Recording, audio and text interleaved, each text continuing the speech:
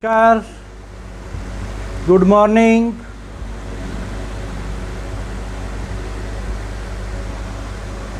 Namaste, brothers and sisters, भाइयों और बहनों, ladies and gentlemen, students, scholars, speakers, seniors, students, players, friends, colleagues, listeners, learners, professionals, officials, those who are listening, those who are present in this live meeting. I, Dr. Rakesh from USA, welcome all. I especially thank the most Honorable Prime Minister, Mr. Narendra Modi, respected the most reverend father, mother, doctors, officials and ministers.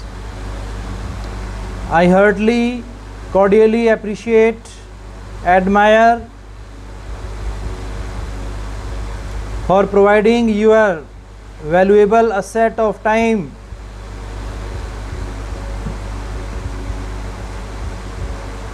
and in this time you are providing the presence of your mind. Really, it is the part of science and spirituality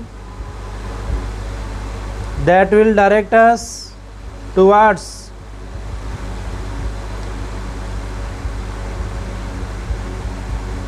the benefits of life.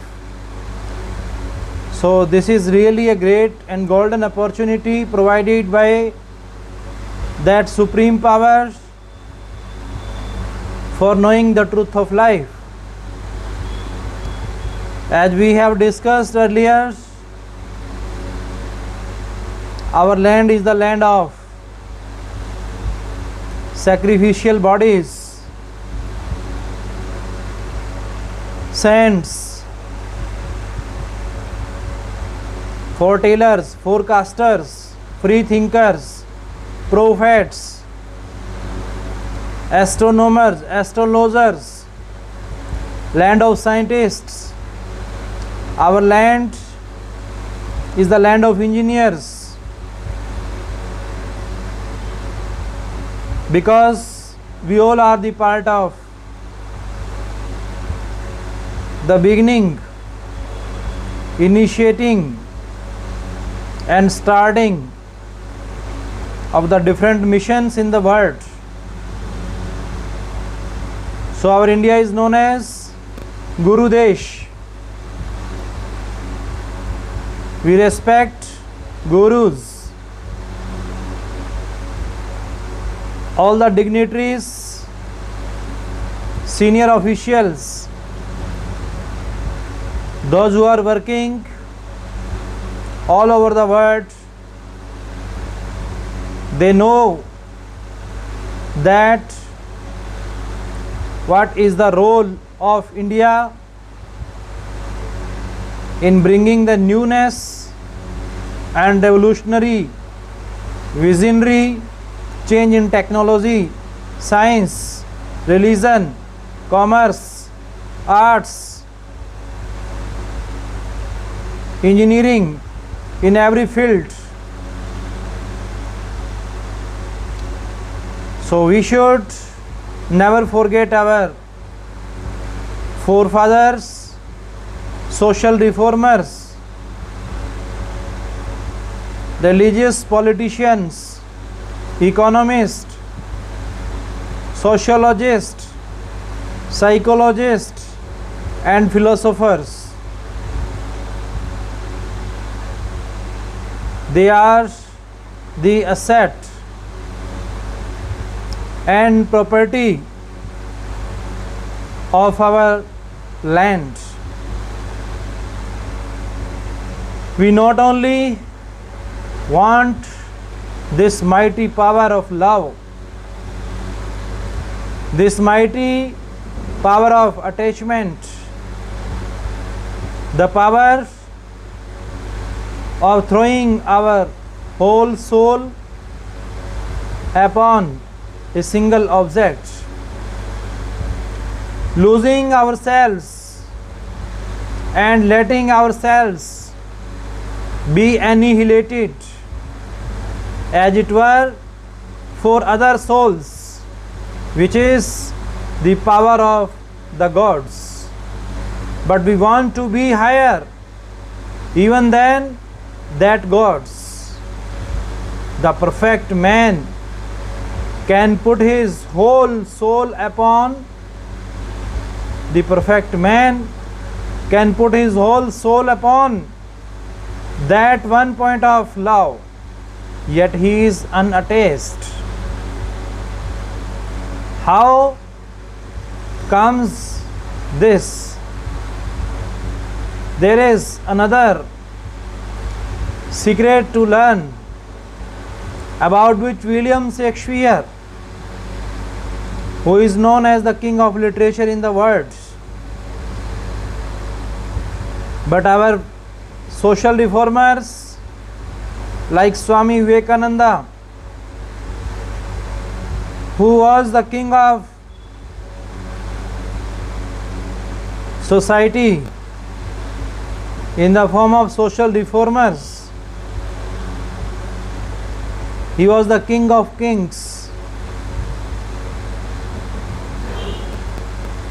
who gave us the path of brotherhood, humanity, humility, compassion, sympathy, social, moral values, ethics. He gave us, and he is present today everywhere.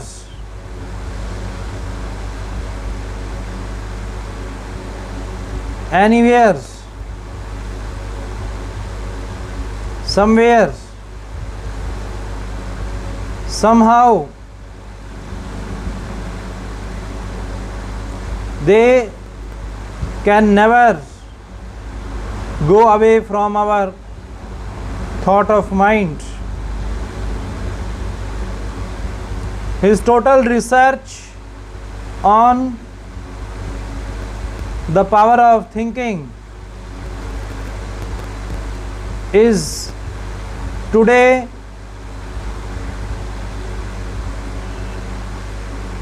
unrelenting, unceasing and unstopping. The beggar is never happy. The beggar only gets a dole with pity and scorn behind it, at least with the thought behind that the beggar is a love object. He never really enjoy what he gets. So these thoughts of Swami Vivekananda that provide us a huge power for those who become job seeker, not the job creator. For becoming a job creator, we have to leave this nature of begging. We are all beggars. Whatever we do, we want a return. This is the great thought of our social reformer, that we never expect from others, we never have hope from others, but we are to continue on our path. We should not expect the fruits. Giving fruit is the duty of the gods, the supernatural power. It's not our duty to beg the fruits. We should do the action unrelentingly, unceasingly, unstoppingly, and selflessly. We are all traders. We are traders in life. We are traders in virtue. We are traders in religion. And alas, we are also traders in love. All these things are inside us, lies in the form of body, soul, spirit. Everything is inside our human body. But we are searching outside.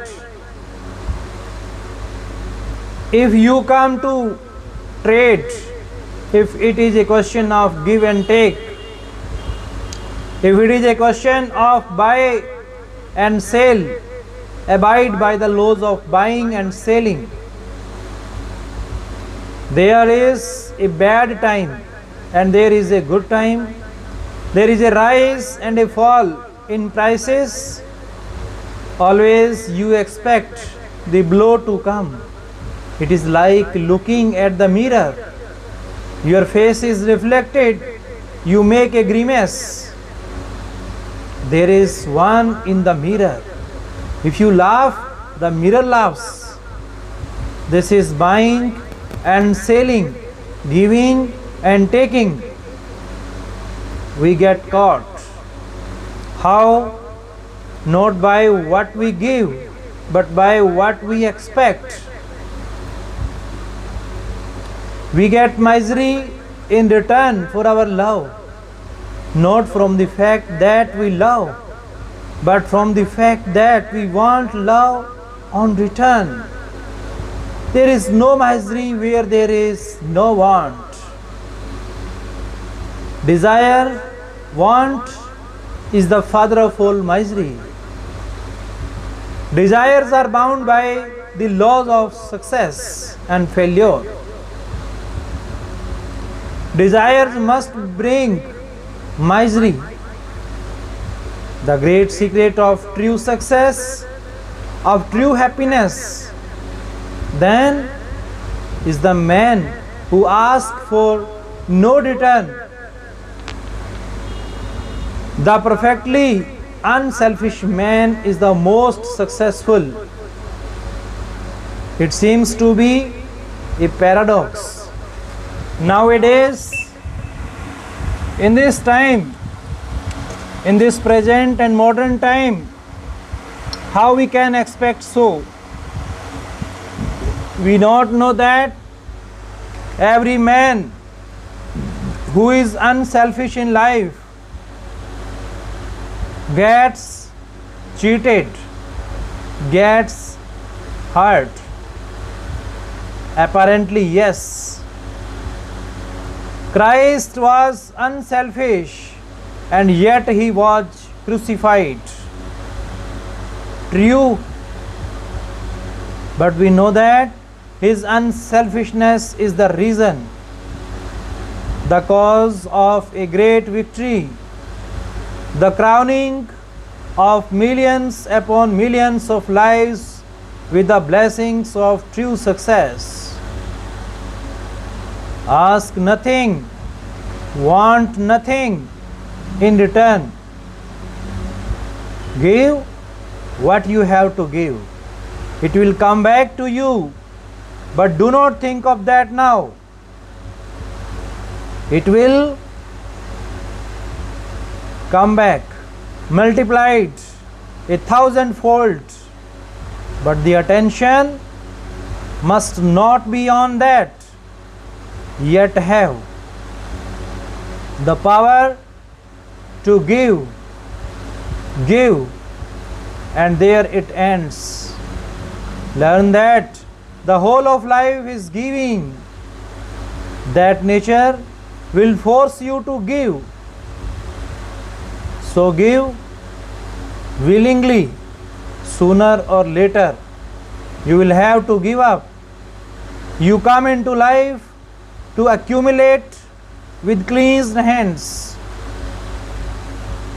You want to take, but nature puts a hand on your throat and makes your hands open.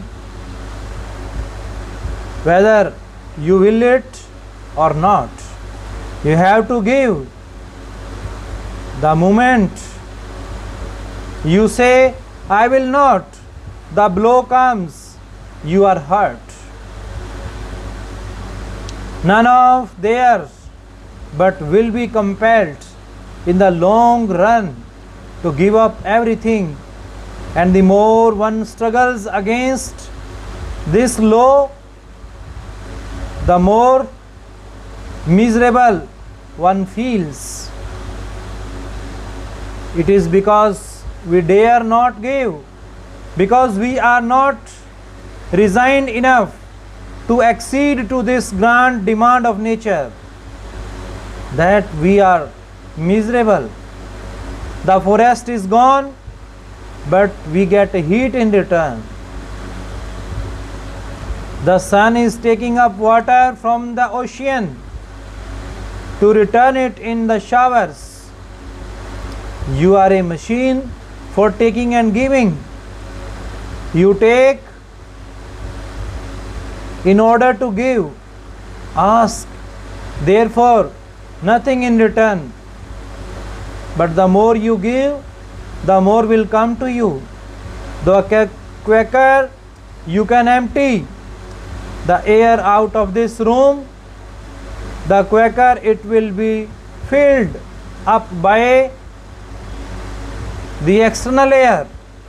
And if you close all the doors and every aperture, that which is within will remain, but that which is outside will never come in, and that which is within will stagnate, degenerate, and become poisoned. A river is continually emptying itself into the ocean, and it continually filling up again.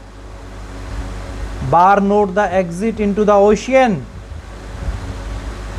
The moment you do that, death seizes you. Be therefore not a beggar. Be unattached. This is the most terrible task of life. You do not calculate the dangers on the path. Even by intellectually recognizing the difficulties, we really do not know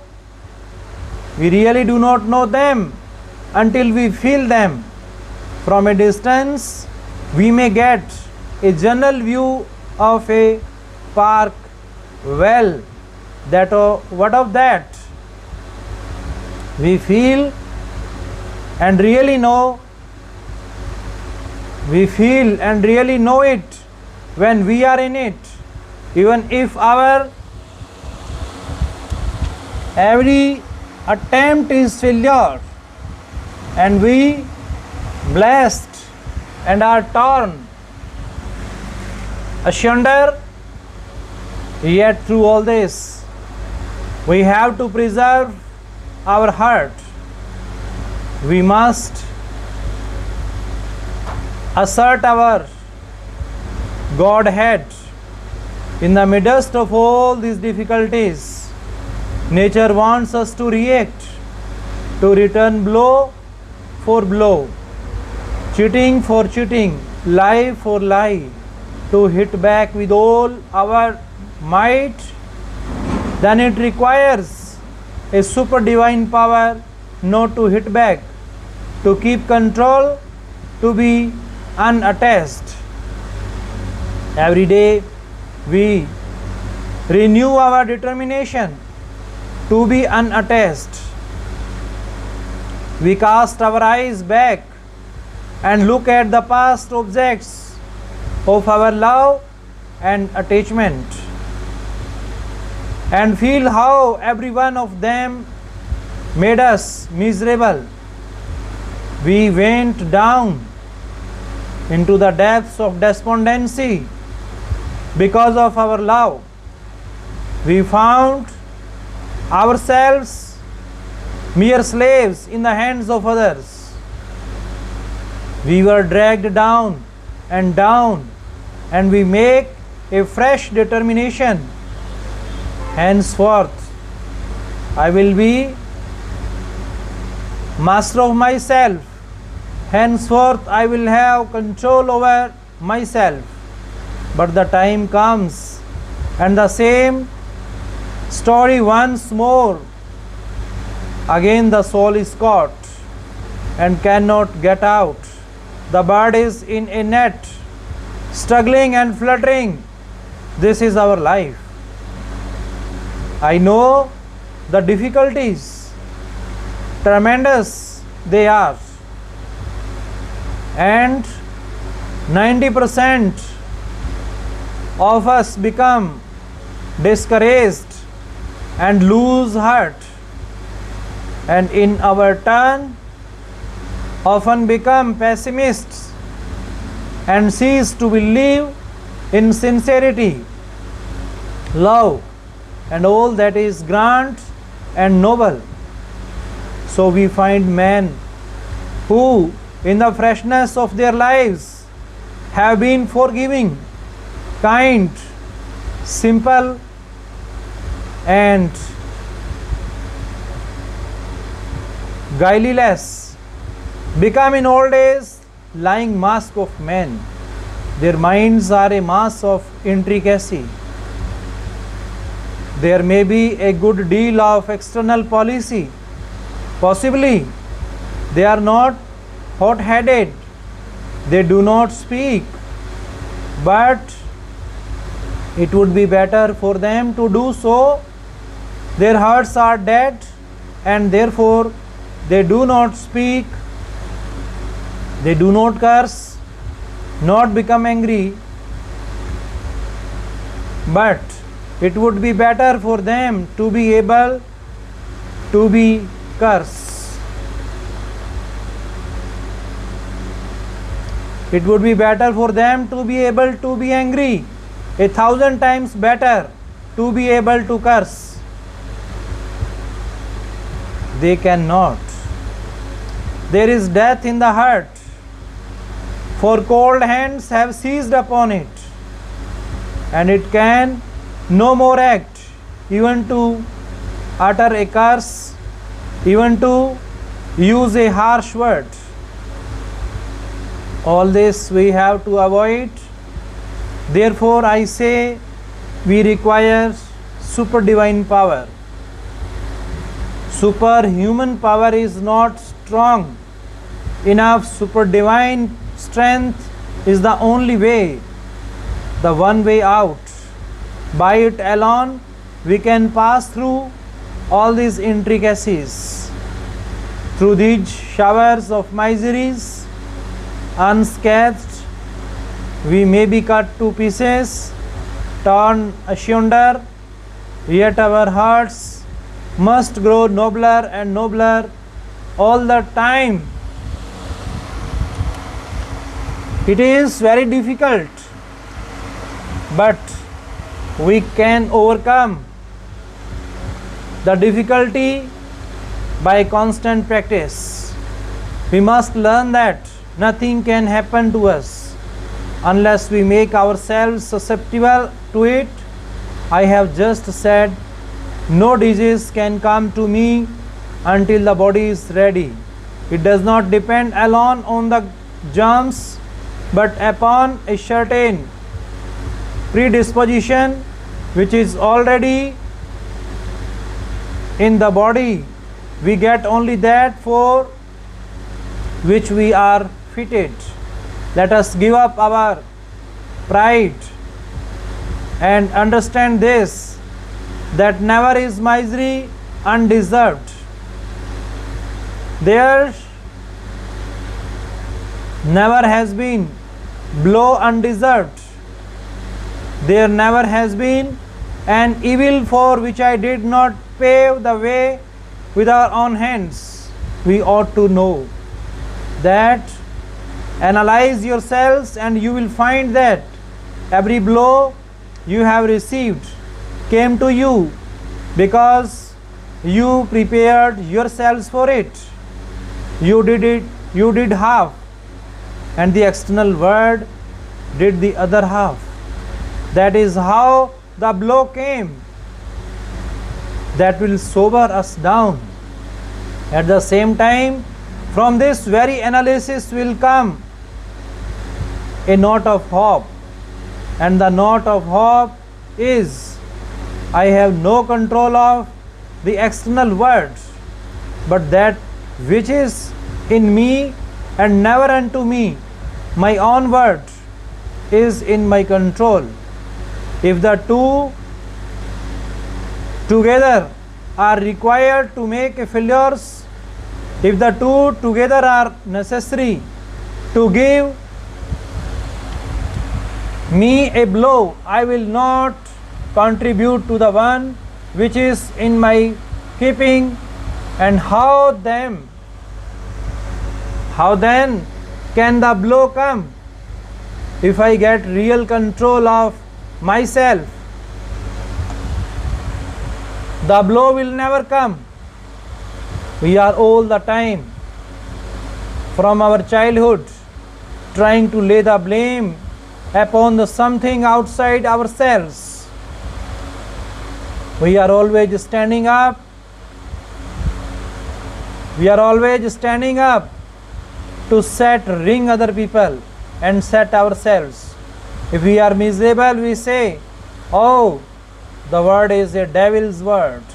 We curse others and we say, what infatuated fools. But why should we be in such a word? If we really are so good, if this is a devil's word, we must be devils also. Why else should we be here? Why?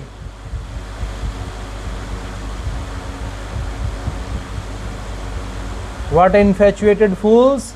But why should we be in such a word? If we really are so good, if this is a devil's word, we must be devils also. Why else should we be here? Oh, the people of the world are so selfish. True enough, but why should we be found in that company? If we be better, just think of that. The only get what we deserve. It is a lie when we say the world is bad and we are good. It can never be so. It is a terrible lie we tell ourselves. This is the first lesson to learn. Be determined not to curse anything outside, not to lay the blame upon anyone outside, but be a man, stand up, lay the blame on yourself. You will find that is always true. Get hold of yourself.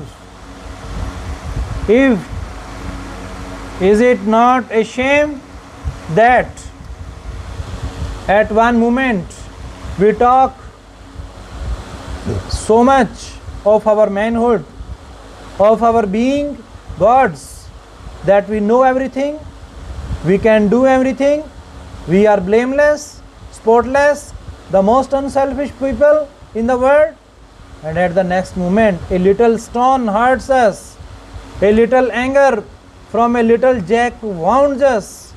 Any fool in the street makes these gods miserable. Should this be so if we are such gods? Is it true that the world is to blame? Could God, who is the purest and the noblest of souls, be made miserable by any of our tricks? If you are so unselfish, you are like God. What word can hurt you? you would go through the seventh hell unscathed, untouched. But the very fact that you complain and want to lay the blame upon the external world shows that you feel the external world. The very fact that you feel shown, the very fact that you feel shows that you are not what you claim to be. You only make your offense greater by heaping misery upon misery, by imagining that the external world is hurting you and crying out, "Oh, this devil's world, this man hurts me, that man hurts me," and so forth. It is adding lies to misery. We are to take care of ourselves, that much we can do, and give up attending to others for a time. Let us perfect the means. The end will take care of itself. For the word can be good and pure only if our lives are good and pure. It is an effect, and we are the means. Therefore, let us purify ourselves. Let us make ourselves perfect by being an unselfish person, by selfless services. This word is not for cowards. Do not fly. Do not try to fly. Look not for success or failures. Join yourself to the perfectly unselfish will and work on. Know that the mind which is born to succeed joins itself to a determined will and preserves. You have the right to work, but do not become so degenerate. Do not become so degenerate as to look for results. Work incessantly, but see something behind the work. Even good deeds can find a man in great bondage. Therefore, be not bound by good deeds or by desire for name and fame. Those who know this secret pass beyond this round of birth and death and become immortal. Swami Vivekananda, who emphasized on the action of karmas, and it is written in our holy scripture in Bhagavad Gita. What is written? Karma is dharma, action is religion. So what is written on karma? Yoga. Isolation of the soul from all objects, mental and physical, is the goal. When that is attained, the soul will find that it was alone all the time, and it required no one to make it happy. As long as we require someone else to make us happy, we are slaves. When the Purusha finds that it is free and does not require anything to complete itself, that this nature is quite unnecessary, then freedom is attained. Men run after a few dollars. Do not think anything of cheating a fellow being to get those dollars. But if they would restrain themselves, in a few years they would develop such characters as would bring them millions of dollars. If they wanted them, then their will would govern the universe. But we are all such fools. What is the use of taking of one's mistakes to the world? They cannot thereby undone. For what one has done, one must suffer. One must try and do better. The world sympathizes only with the strong and the powerful. It is only work that is done as a free will offering to humanity and to nature, that does not bring with it any binding attachment. Duty of any kind is not to be slighted. A man who does the lower work is not, for that reason only, a lower man than he who does the higher work. A man should not be judged by the nature of his duties, but by the manner in which he does them. His manner of doing them and his power to do them are indeed the test of a man. A shoemaker who can turn out a strong, nice pair of shoes in the shortest possible time is a better man according to his profession and his work than a professor who talks nonsense every day of his life.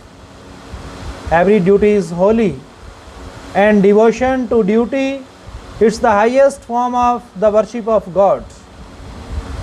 It is certainly a source of great help in enlightening and emancipating the deluded and ignorance incumbent souls of the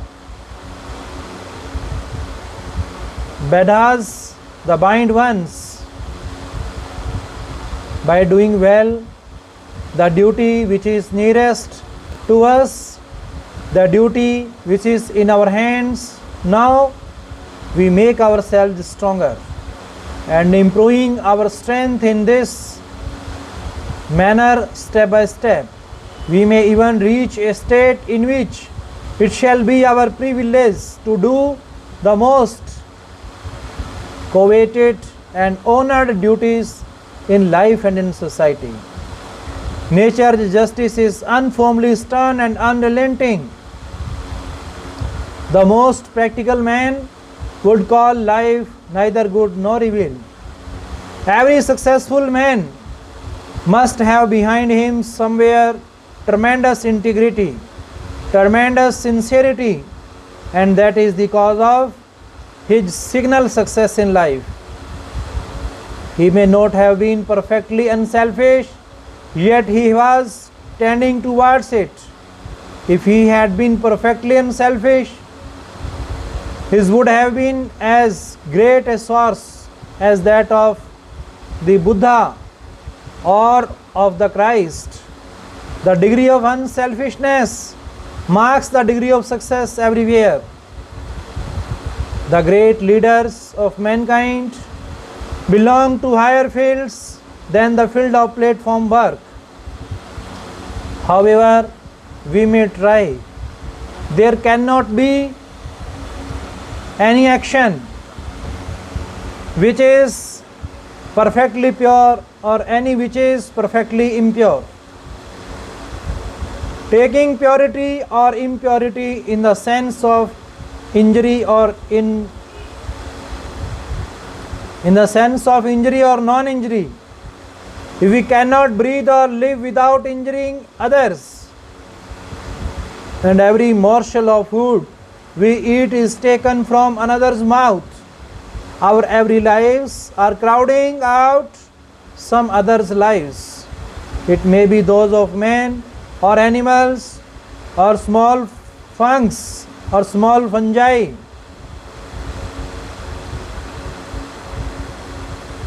But somewhere we have to crowd out. That being the case, it naturally follows that perfection can never be attained by work. We may work through all eternity, but there will be no way out of this intricate maze. We may work on and on and on, but there will be no end.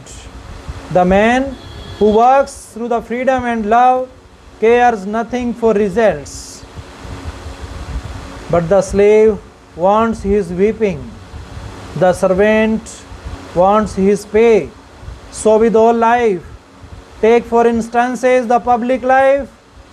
The public speaker wants a little applause or a little hissing and hooting. If you keep him in a corner without it, you kill him, for he requires it. This is working through slavery. To expect something in return under such conditions becomes second nature. Next comes the work of the servant who required some pay. I give this and you give me that. Nothing is easier to say. I work for work sake. But nothing is so difficult to attain. I could go 20 miles on my hands and knees to look on the face of the man who can work for work's sake. There is a motive somewhere.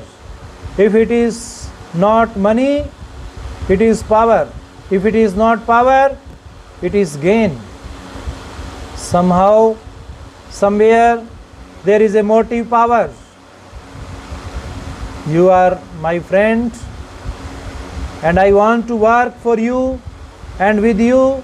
This is all very well, and every moment I may make protestation of my sincerity, but take care. You must be sure to agree with me. If you do not, I shall no longer take care of you or live for you. This kind of work for a motive brings misery. That work alone brings unattachment and bliss, wherein we work as masters of our own minds. The great lesson to learn is that I am not the standard by which the whole universe is to be judged. Each man is to be judged by his own idea, each race by its own standard and ideal, each custom of each country by its own reasoning and conditions. American customs are the results of the environment in which the Americans live, and Indian customs are the result of the environment in which the Indians are, and so of China, Japan, England, and every other country. We all find ourselves in the position for which we are fit. Each ball finds its own hole, and if one has some capacity above another, the world will find that out too, in the universal adjusting that goes on. So it is no use to grumble. There may be a rich man who is wicked, yet there must be in that man certain qualities that made him rich. And if any other man has the same qualities, he will also become rich. What is the use of fighting and complaining? That will not help us to better things. He who grumbles at the little thing that has fallen to his lot to do will grumble at everything. Always grumbling, he will lead a miserable life, and everything will be a failure. But that man who does his duty as he goes, putting his shoulder to the wheel, will see the light, and higher duties will fall to his share. Karma Yoga is purifying the mind by means of work. Now, if any work is done, good or bad, it must produce as a result a good or bad effect. No power can stay it once the cause is present. Therefore, good action producing good karma, and bad action, bad karma, the soul will go on in eternal bondage without ever hoping for deliverance. Now, karma belongs only to the body or the mind, never to the Atma or self. Only it can cast a veil before the Atma. The veil cast by bad karma is ignorance. Good karma has the power to strengthen the moral powers, and thus it creates non-attachment. It destroys the tendency towards bad karma and thereby purifies the mind. But if the work is done with the intention of enjoyment, it then produces only that every enjoyment and does not purify the minds of chitta. Therefore, all work should be done without any desire to enjoy the fruits thereof. All fear and all desire to enjoy here or hereafter must be banished forever by the karma yoga. Moreover, this karma without desire of return will destroy the selfishness which is in the root of all bondage. The watchword of the karma yoga, the watchword of the karma yogi is not I, but thou, and no amount of self-sacrifice is too much for them, too much for him, but he does this without any desires to go to heaven or gain name or fame or any other benefit in this world. Although the explanation and the rationale of the unselfish work is only in Jnana Yoga, yet the natural divinity of man makes him love all sacrifice simply for the goods of others, without any ulterior motive, whatever his creed or opinion. Again, with many of the bondage of wealth is very great, and karma yoga is absolutely necessary for them as breaking the crystallization that has gathered round their love of money. It is also written, said strongly that work is worship. So we must know what does it mean. In our Hindu mythology it is said, and we should follow without any break. The highest man cannot work, for there is no binding element, no attachment, no ignorance in him. A ship is said to have passed over a mountain of magnet ores, and all the bolts and bars were drawn out, and it went to pieces. It is in ignorance that struggle remains, because we are all really atheists. Real theists cannot work. We are atheists, more or less. We do not see God or believe in Him. He is God to us and nothing more. There are moments when we think He is near, but then we will down again. When you see him who struggles for whom, help the Lord.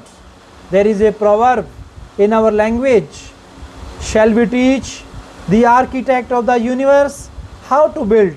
So those are the highest of mankind who do not work. The next time you see these silly phrases about the world and how we must all help God and do this or that for Him, remember this. Do not think such thoughts. They are too selfish. All the work you do is subjective, is done for your own benefit.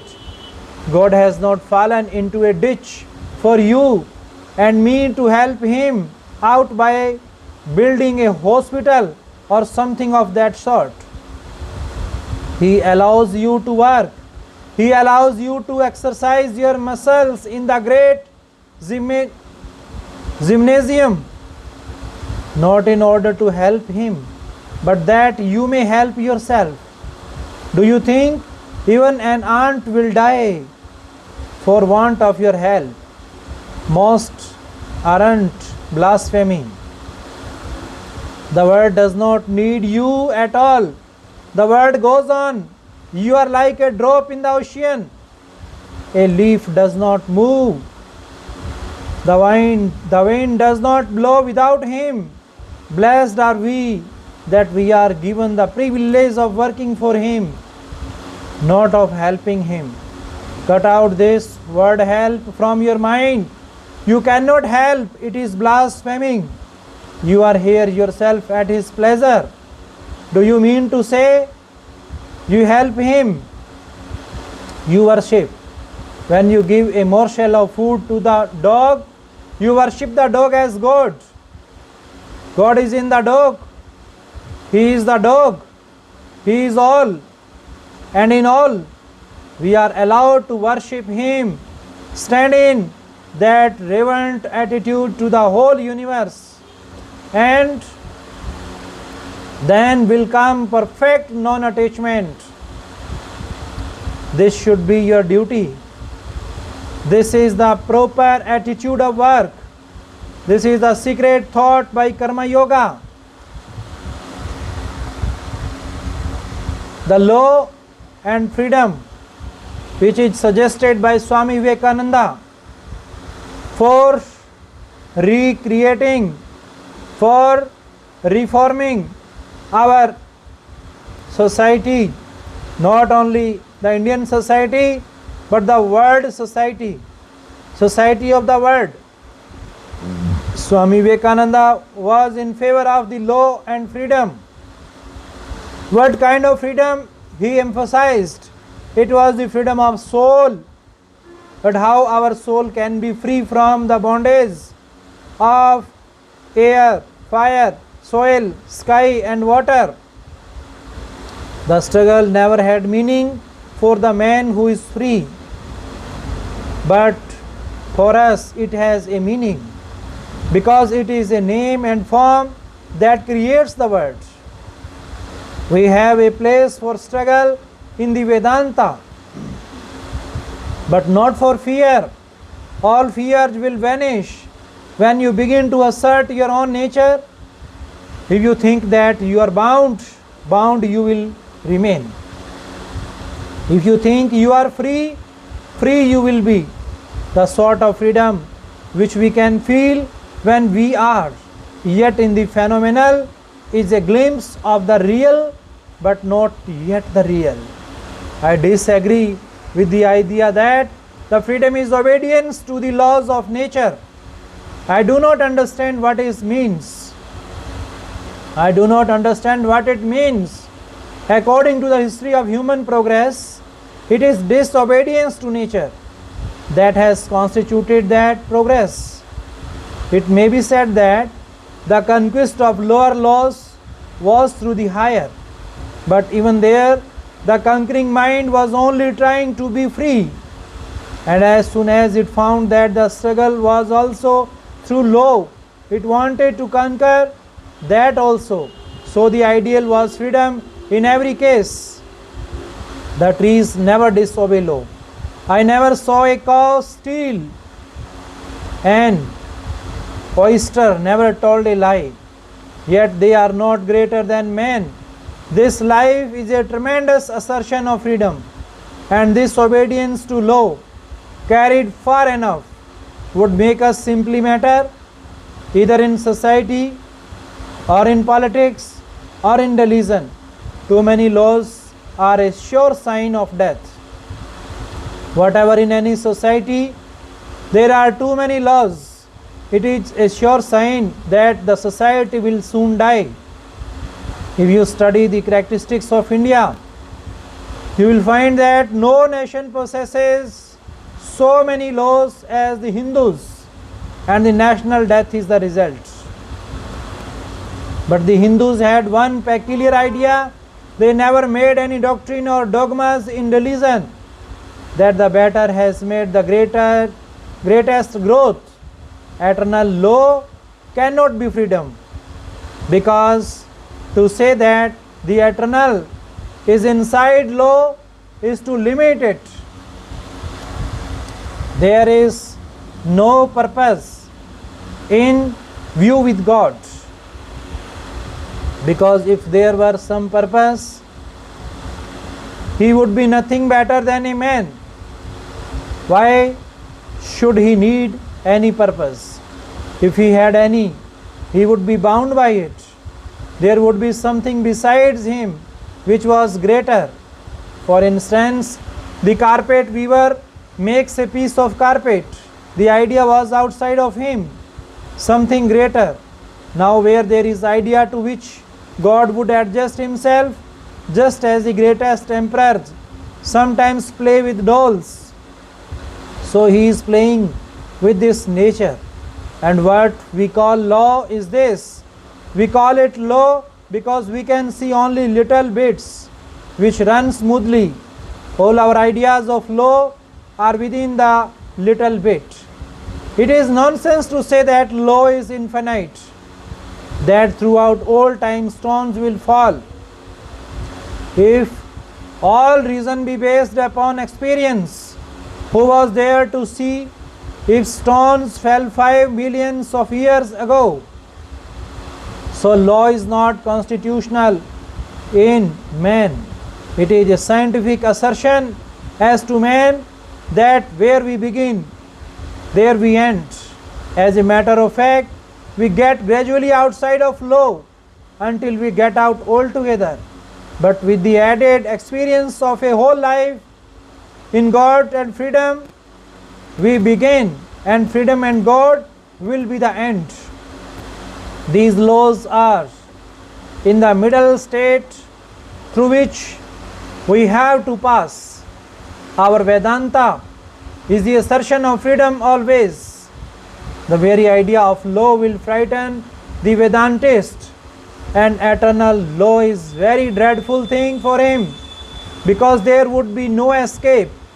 If there is to be an eternal law binding him all the time, where is the difference between him and the blade of grass?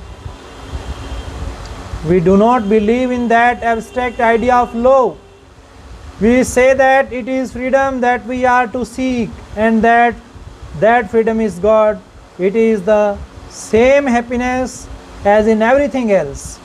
But when man seeks it in something which is finite, he gets only a spark of it. The thief, when he steals, gets the same happiness as the man who finds it in God. But the thief gets only a little spark with a mass of misery. The real happiness is God, love is God, freedom is God, and everything that is bondage is not God. Man has freedom already, but he will have to discover it. He has it, but every moment forgets it. That discovering, consciously or unconsciously, is the whole life of everyone. But the difference between the sage and the ignorant man is that one does it consciously and the other unconsciously. Everyone is struggling for freedom, from the atom to the star. The ignorant man is satisfied. If he cannot get freedom within a certain limit, if he cannot get rid of bondage of hunger or of being thirsty,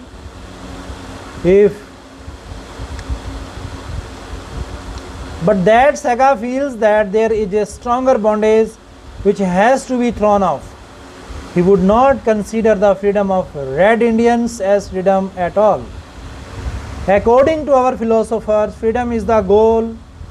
Knowledge cannot be the goal, because knowledge is a compound.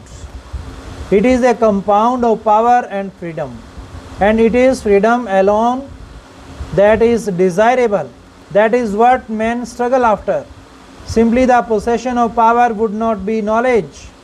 For instance, a scientist can send an electric shock to a distance of some miles, but nature can send it to an unlimited distance. Why do we not build statues to nature then? It is not law that we want, but ability to break law. We want to be outlaws. If you are bound by laws, you will be a lump of clay. Whether you are beyond law or not is not. Whether you are beyond law or not is not the question, but the thought that we are beyond laws. Upon that is based the whole history of humanity. For instance, a man lives in a forest and never has had any education or knowledge. He sees a stone falling down, a natural phenomenon happening, and he thinks it is freedom. He thinks it has a soul, and the central idea in that is freedom. But as man as he knows that it must fall, he calls it nature, dead, mechanical action. I may or may not go into the street. In that is my glory as a man. If I am sure that I must go there, I give myself up and become a machine. Nature, its infinite power, is only a machine. Freedom alone constitutes sentient life. Sentient life. The Vedanta says that the idea of the man in the forest is the right one. His glimpse is right, but the explanation is wrong. He holds to this nature as freedom and not as governed by law.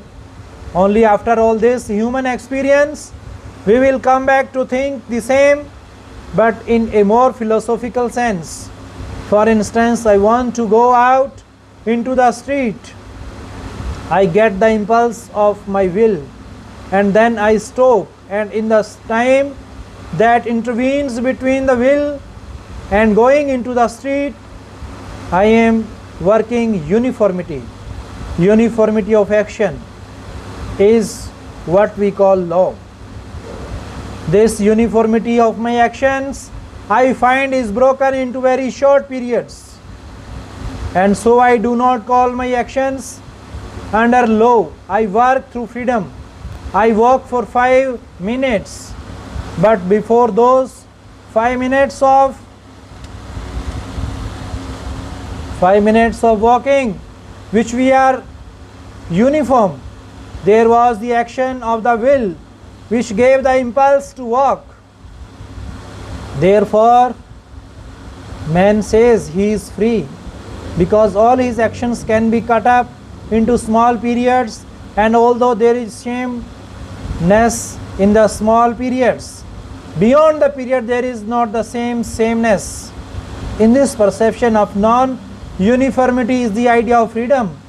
In nature we see only very large periods of uniformity, but the beginning and the end must be free impulses. The impulse of freedom was given just at the beginning, and that has rolled on, but this compared with our periods is much longer. We find by analyzing on philosophic grounds that we are not free, but there will remain this factor, this consciousness that I am free. What we have to explain is how that comes. We will find that we have these two impulsions in us. Our reasons tell us that all our actions are caused, and at the same time, with every impulse we are asserting our freedom. The solution of the Vedanta is that there is freedom inside, that the soul is really free, but that soul's action are percolating through body and mind which are not free. As soon as we react, we become slaves. A man blames me, and I immediately react in the form of anger. A little vibration which he created made me a slave. So we have to demonstrate our freedom. They alone are the sagas we see in the highest, most learned men, or the lowest animals, or the worst and most wicked of mankind. Neither a man, nor a saga, nor an animal, but the same God in all of them. Even in this life they have conquered relativity and have taken a firm stand upon this equality.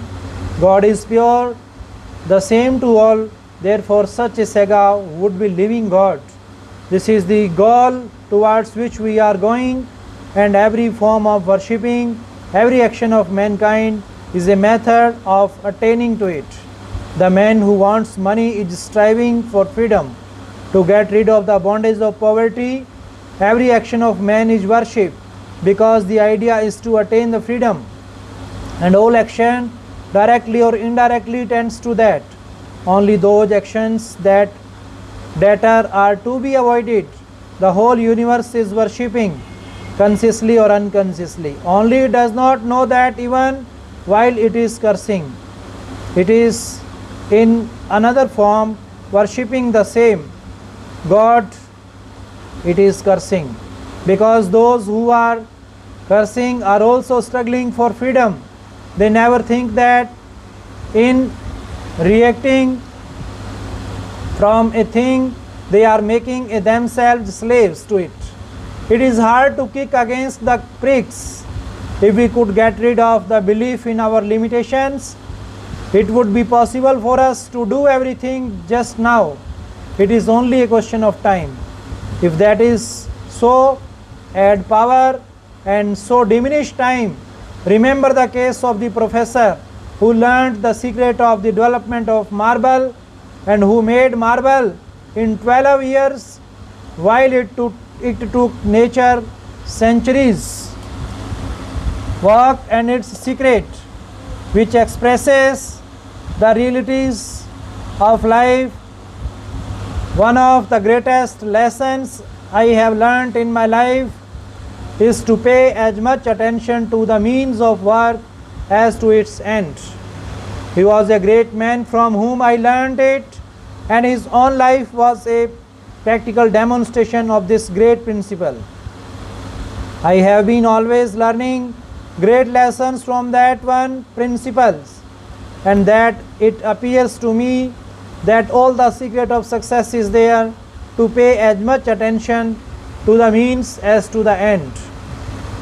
Our great defect in life is that we are so much drawn to the ideal. The goal is so much more enchanting, so much more alluring, so much bigger in our mental horizon, that we lose sight of the details together. But whenever failure comes, if we analyze it critically, in 99% of the cases we shall find that it was because we did not pay attention to the means. Proper attention to the finishing, strengthening of the means is what we need.